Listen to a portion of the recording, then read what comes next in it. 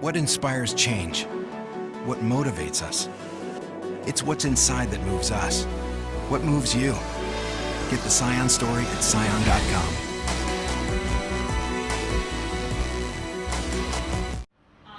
EOG Professor of Public Administration Dr. Ron McNinch covered several interesting political topics during a speech at the Rotary Club of Tumon Bay.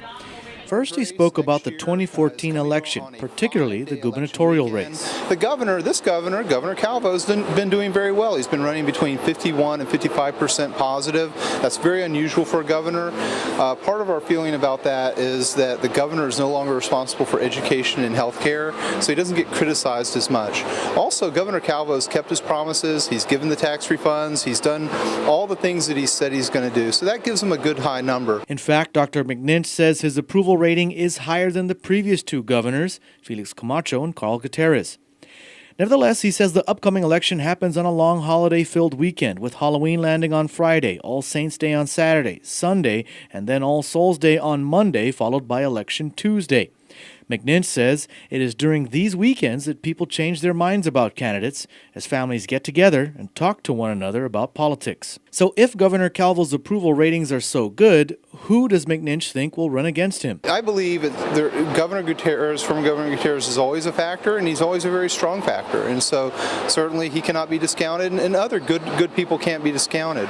One key thing about approval ratings is we have a big wobble in this community that's on a 3 to 5 day cycle. And so a person can be up one day and then a week later be down. And so you have to pay a lot of attention to that.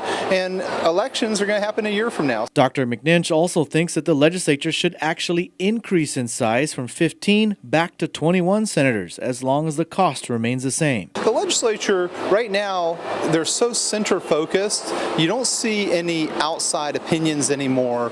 Like, for example, we don't have activists running that can get elected because they don't quite make the margin. And on the other hand, in the last several years, we haven't had any real pro-military people who are also on the margin. So I think if we return to 21, we'd have a lot more balance in the legislature.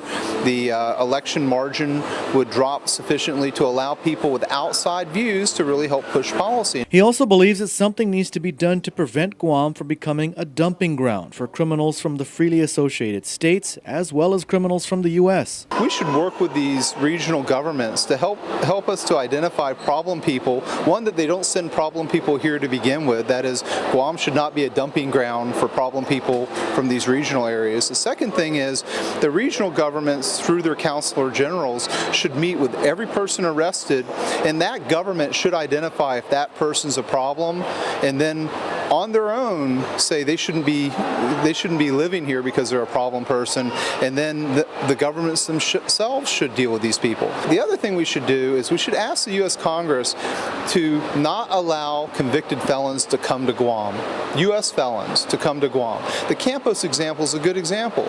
He came from the CNMI. He had 2 major armed robberies in the CNMI. He was convicted to 20 years. He served a year. He came down here, got a drug conviction, and then after he served in drug court here, then he ends up doing a string of robberies here. McNinch also has some ideas on how to deal with Guam's vote for political status. He thinks Guam should ask the United Nations what they think about Guam's requirement that voters for political status be native inhabitants of Guam.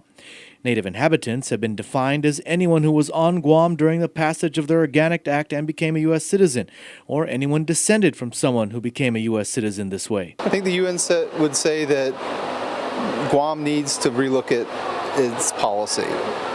For a plebiscite. For a plebiscite. And the way it's currently structured, that is making it an exclusive process. There's a way to accommodate everybody.